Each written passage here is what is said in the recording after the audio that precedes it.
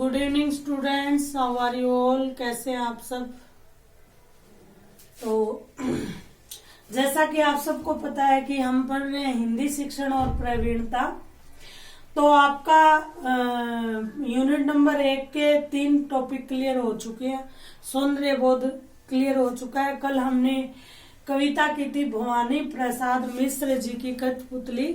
तो कठपुतली के माध्यम से कहीं ना कहीं गुलामी की बेड़ियों को तोड़ने की इच्छा जाहिर की गई है और हम इसके माध्यम से सीख पाए कि सौंदर्य बोध का साहित्य में लेखन में क्या महत्व है और हमें किस प्रकार विद्यार्थियों में इस विधा को विकसित करना चाहिए। तो आज हम बात करेंगे विभिन्न कौशलों के विकास की। और यह कौशल शब्द आजकल आपको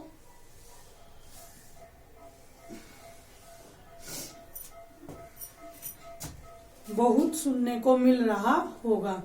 स्किल इंडिया करके प्रोग्राम मोदी जी ने शुरू किया है और आपको बिल्कुल इस चीज का मायना अब समझ में आता है कि कौशल का मतलब यह होता है कि एक ही प्रकार के कार्य में विशिष्टता प्राप्त करना, एक ही प्रकार के कार्य को बार बार अभ्यास द्वारा करके उसमें स्किलफुल होना, उसमें कौशलपूर्ण होना। तो आइए बात करते हैं कि भाषा में इन कौशलों का क्या सरोकार रहेगा, क्या भूमिका रहेगी और किस प्रकार जो विभिन्न कौशल है वो हिंदी शिक्षण को महत्वपूर्ण बनाएंगे और किस प्रकार जो कौशल है वो विद्यार्थियों के जीवन में भाषा के सरोकार को पूरा करेंगे। तो कहा गया है कि विभिन्न कौशलों का विकास।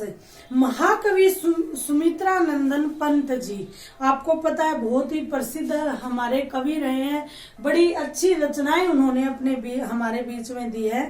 तो वो क्या कहते हैं, महाकवि सुमित्रा नंदन पंत जी कहते हैं, भाषा संसार का नादमय चित्र है और ध्वनिमय स्वरूप है। क्या कहते हैं, भाषा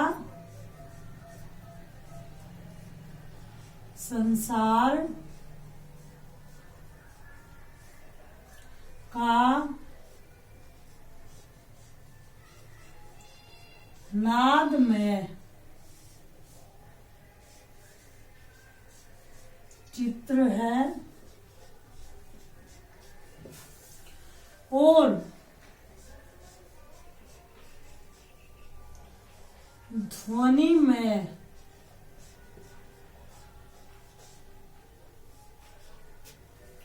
नादमय चित्र है और ध्वनिमय स्वरूप है।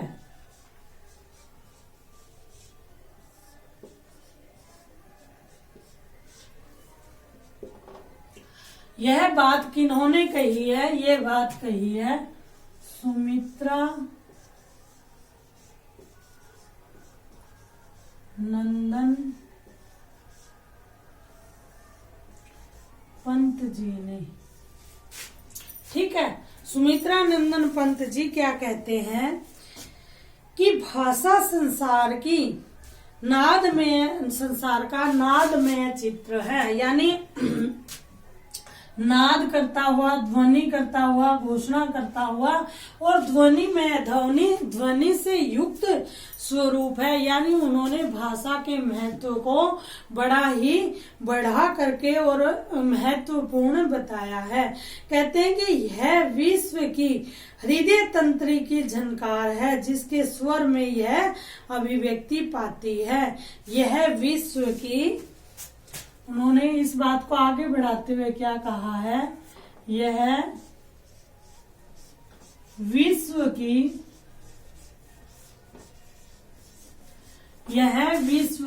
हृदय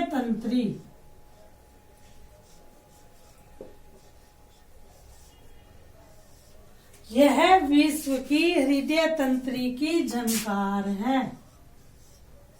देखिए कितनी सुंदर भाषा को उपमा दी गई है।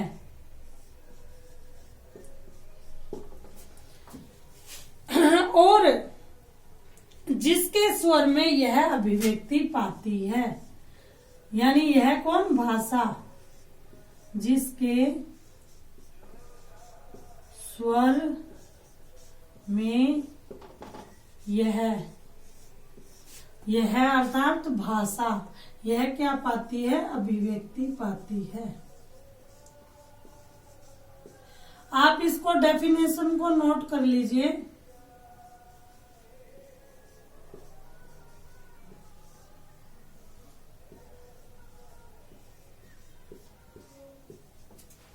ठीक है, भाषा संसार का नादमय चित्र है और ध्वनिमय स्वरूप है।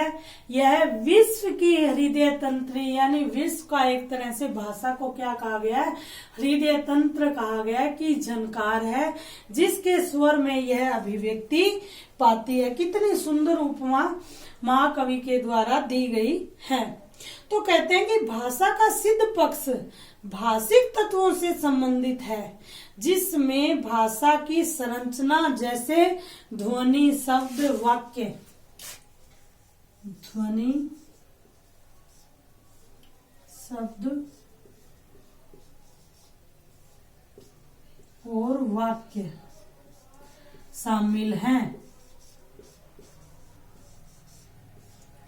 अर्थात आप स्वयं देखिए कि ध्वनि से शब्द बनते हैं और शब्दों से क्या बनते हैं, वाक्य, और वाक्य के द्वारा हम अपने भावों की अभिव्यक्ति करते हैं और वह अभिव्यक्ति कभी कविता का रूप ले लेती है, कभी गद्य का रूप लेती है, कभी पद्य का रूप हमारे सामने लेकर अवतरित होती है।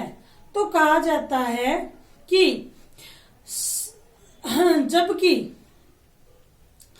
अब क्या होता है कि यह जो पक्ष हैं, इन पक्षों को भाषाई कौशल द्वारा ही हम स्पष्ट रूप से प्राप्त कर सकते हैं।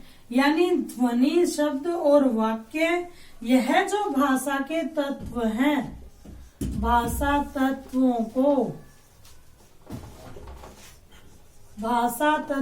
को हम कैसे ग्रहण कर सकते हैं, इसके माध्यम बताए गए श्रवण यानी सुनकर,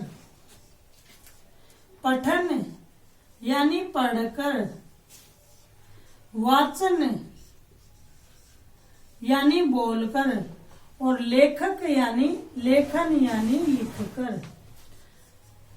यानी इन्हीं कौशलों के माध्यम से हम भाषा की अभिव्यक्ति को सुन सकते हैं, सुना सकते हैं, समझ सकते हैं और समझा सकते हैं। तो यह कौशल कौन कौन से हैं? यह कौशल है पढ़ना, सुनना, बोलना व लिखना, और इसी क्षमता का विकास करना ही भाषा कौशल का विकास करना कहलाएगा।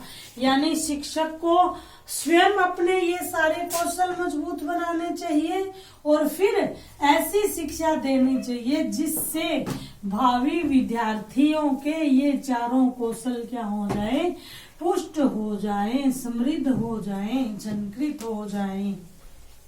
ठीक है, तो अब बात कर लेते हैं भाषा कौशलों की।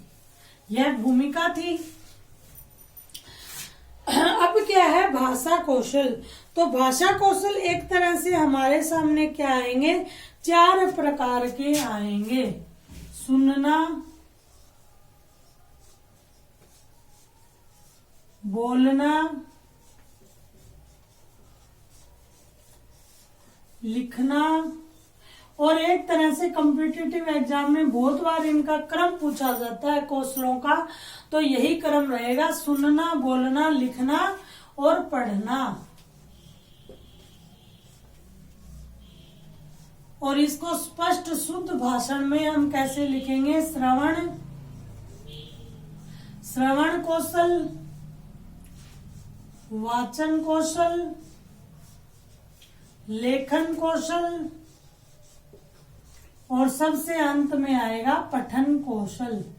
यानी क्या होना चाहिए क्रम? सबसे पहले बालक सुनकर भाषा को ग्रहण करता है, सुनने के बाद वह बोलने के माध्यम से अभिव्यक्त करता है, और बोलने के बाद उसे लिखना सिखाना चाहिए, और लिखने के बाद उसे ध्वनि से शब्द, शब्द से वाक्य बनाने यानी पढ़ाना सिखाना चाहिए। तो सबसे पहले हम बात करते हैं 1.41, यानी सबसे पहले जो कौशल है वो कौन सा है? श्रवण कौशल। हम बात करेंगे श्रवण कौशल की, कि शिक्षण में श्रवण कौशल का महत्व क्या है, और शिक्षक को अपने शिक्षार्थी को या विद्यार्थी को श्रवण कौशल में कैसे माहिर करना चाहिए, और स्वयं श्रवण कौशल का कैसे अध्ययन, अध्यापन और उसका विकास करना चाहिए। तो कहते हैं सुनने के लिए अंग्रेजी में 2 शब्द हैं, हियरिंग एंड लिसनिंग। हियरिंग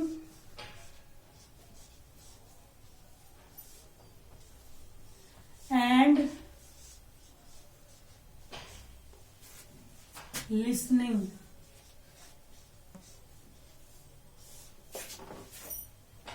ठीक है, हम इन्हीं शब्दों को सामान्यतः सुनना और श्रवण कहते हैं। सुनना एंड श्रवण, ठीक है, सुनना एवं श्रवण कहते हैं, जबकि यह क्या है? शब्दों द्वारा या ध्वनि द्वारा ही व्यक्त होता है। अब देखो यह हमारी श्रवण इंद्रिया है, ठीक है। चित्र अच्छा न बनाओ तो भाई कोई बात नहीं,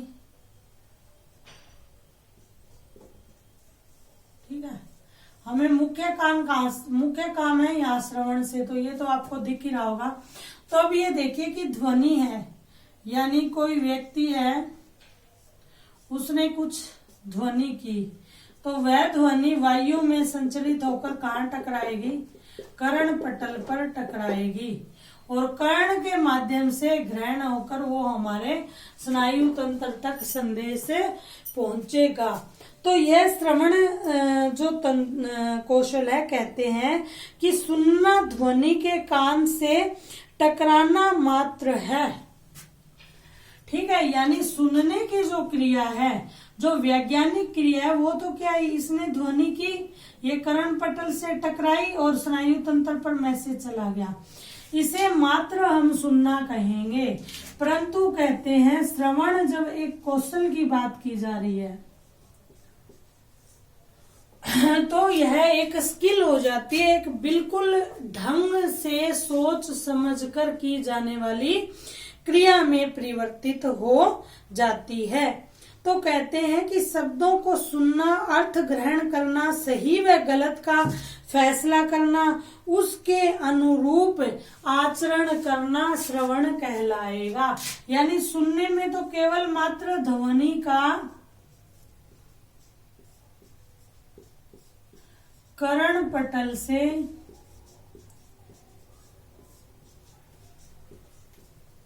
टकराना,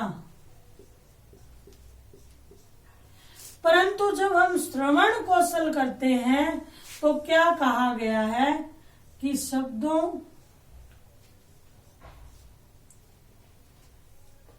को सुनना,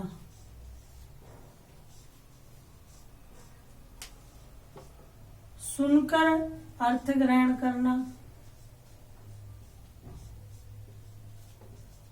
आप इसको राइट डाउन कर सकते हैं, ये डेफिनेशन हो रही है श्रवण कौशल की, तो इम्पोर्टेंट है। शब्दों को सुनना, सुनकर अर्थ ग्रहण करना, और अर्थ ग्रहण करके, ये आप लिख लेना, मैं शॉर्ट में लिख रही हूं, अर्थ ग्रहण करके सही व गलत का निर्णय लेना।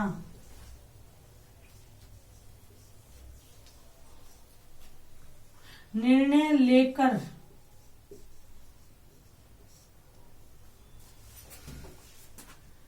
तद अनुरूप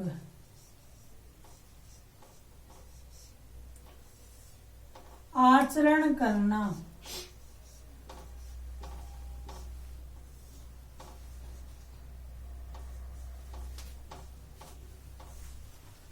ही श्रवण कौशल कहलाता है।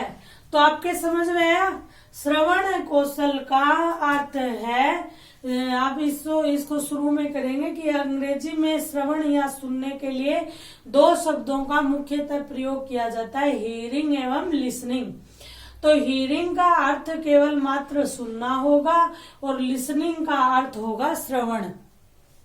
सुनने का अर्थ है कि केवल किसी के मुख द्वारा प्रसारित या किसी भी यंत्र द्वारा प्रसारित ध्वनि का कर्ण पटल से टकराना, यह सिर्फ सुनने मात्र में आएगा।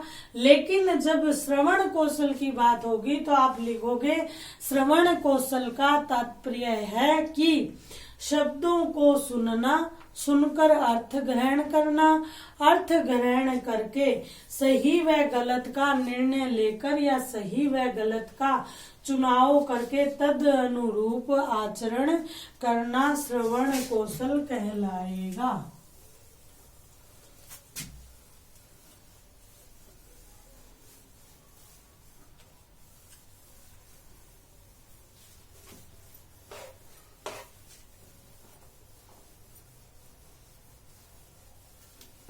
यहाँ हम बात कर रहे थे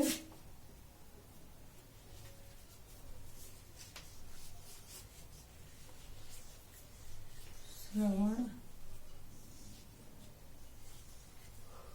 कौशल की।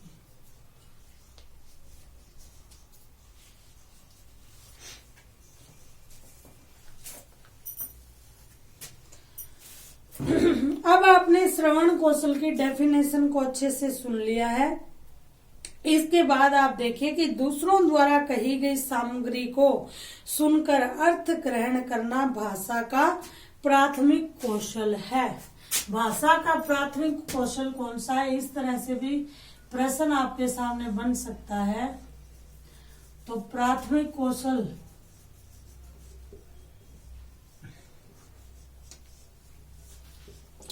भाषा का प्राथमिक कौशल कौन सा है? दूसरों द्वारा कही गई बात को या सामग्री को सुनकर अर्थ ग्रहण करना प्राथमिक कौशल है। इसमें वार्तालाप, भाषण, वाद विवाद और आकाशवाणी, गाने सुनना आदि जो सारे माध्यम है वो इसमें किस में आ जाएंगे? भाषा कौशल, श्रवण कौशल में आ जाएंगे। इसके बाद कहते हैं कि इन सभी कार्यक्रमों को धैर्य पूर्वक सुनना, फिर स्वराघात, बलाघात, आरोह है, अवरोह है, स्वराघात, बलाघात,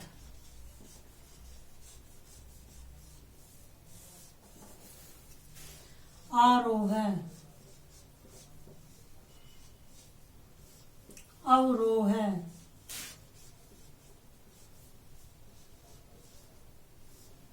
आदि का बोध भी श्रवण कौशल में आएगा। यानी सिर्फ सुनना मात्र ही श्रवण कौशल में नहीं आएगा।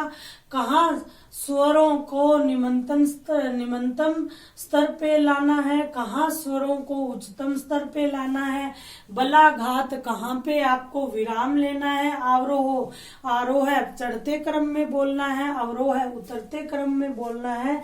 यानी आपका उच्चारण मात्र जो है उसकी समझ भी यह वाचन कौशल का पार्ट नहीं मानना आपको, एक तरह से श्रवण कौशल में भी यह सारी बातें आपके लिए मायने रखेंगी। क्यों?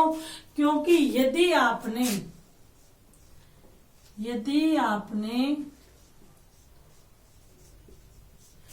त्रुटिपूर्ण सुना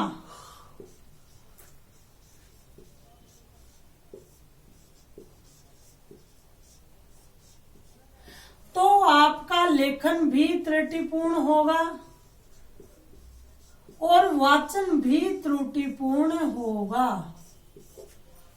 क्योंकि जो श्रवण कौशल है, वाचन कौशल है, लेखन कौशल है, पठन कौशल है, वो सब क्या है, अनुसरण पर आधारित व्यवहार है। तो मुझे यह लगता है कि आपको श्रवण कौशल समझ में आ गया होगा। एक छोटे से उदाहरण के साथ इस टॉपिक का समापन करते हैं। जैसे कि यदि एक बालक अमेरिका में पैदा होता है तो वह बिना किसी कोचिंग क्लास में जाए इंग्लिश को भली भांति सुन, बोल, पढ़, लिख सकता है। और यदि एक बालक भारत में पैदा होता है तो वह हिंदी भाषा को बिना किसी कठिनाई के बोल, सुन, पढ़, लिख सकता है। और यदि एक बालक राजस्थान के किसी गांव में पैदा होता है तो वह बिना अभ्यास के ही उस मातृभाषा को ग्रहण कर लेता है। तो इसीलिए भाषा क्या है, ग्राह्य विषय है। और इसमें हमें सबसे ज्यादा ध्यान क्या रखना चाहिए कि जब हम शब्दों को सुन रहे हैं, जैसे आपको ध्यान होगा कई बार कक्षा में मैं आपको कहती हूँ और हमने भाषा लैब में गए थे तो आपने देखा होगा कि श्रवण और दृश्य कौशल के माध्यम से कुछ लैटिन वर्ड और कुछ इंग्लिश वर्ड बोलने का अभ्यास किया था। तो क्या किया था हमने ध्यान पूर्वक उस शब्द का उच्चारण सुना था और फिर उसी को प्रैक्टिस करने की कोशिश की थी। तो आज की क्लास यहीं तक। धन्यवाद, आपने सुना। मिलते हैं अगली क्लास में।